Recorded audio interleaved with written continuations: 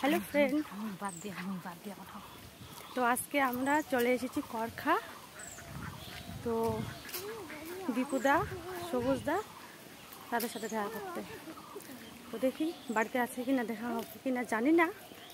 তো তোমাদেরকে দেখালে অবশ্যই শেয়ার করব। তো ফাইনালি আমরা চলে এসেছি সবুজদার বাড়িতে। তো দীপুদার বাড়িতে গিয়েছিলাম, দীপুদারা নেই, শ্বশুরবাড়ি গিয়েছে। তো আমি আর আমার যা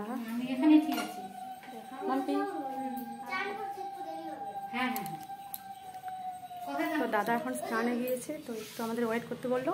দেখি তো তো আমরা আবার আসলাম দীপুদাদের বাড়িতে। তো ফ্রেন্ড, আমি চলে এসেছি আমার দাদাদের বাড়িতে। এটা হচ্ছে আমার দাদা হবে। তো দাদা ভাই গো, তুই বড় হবো মোট না? না, বড় কি করে হবে? তোর বয়স কত? কতদিনই? মোর বয়স এখন 23। ছোট তাহলে মোক তাই দিদি কয়, ক্যামেরার সামনে কয় দিদি। হ্যাঁ দিদি। যাই হোক, এই গরমে গরমে কি করা যাবে, আর যে গরম দিছে মৌসুম, তাতে অনেক দূর থেকে আসছে। তো কার পূজা গিলা বাড়ি আসছে নাকি?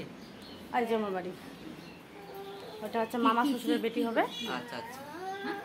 তো কি তোমরা কি এখন কেবল বাড়ি যাচ্ছেন না কেবল আসলে? আসনি, আজকে আমার বাড়ি অনেক খোলা, তোমার খোঁজেই আছে এই জায়গা, আবার এই জায়গা থেকে আরেক জায়গা। তো সবাই তো আমার ভাইক চিনে, আমার ভাইক সবাই সাপোর্ট করবেন, তার সাথে একটু মুখও করেন। সেই খুশি লাগছে মক, মানে কই পাইম না তোর। হ্যাঁ তোর যাইবো খালি কই বলি খালি আসি।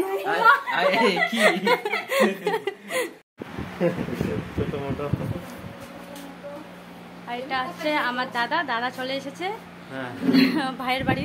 ভাই যখন কইবা কয় সয়।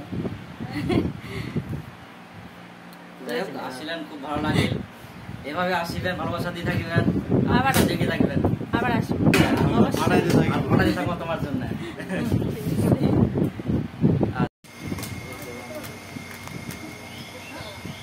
সবাই দেখো আমার জন্য ভাই নিয়ে আসলে এখন ঠান্ডা। আর এই দিক হচ্ছে জেঠি নিয়ে আসছে মিষ্টি। ও জেঠি, একটা করে মিষ্টি কমা।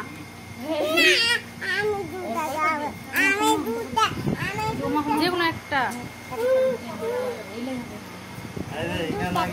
এই যে মামা দিচ্ছে।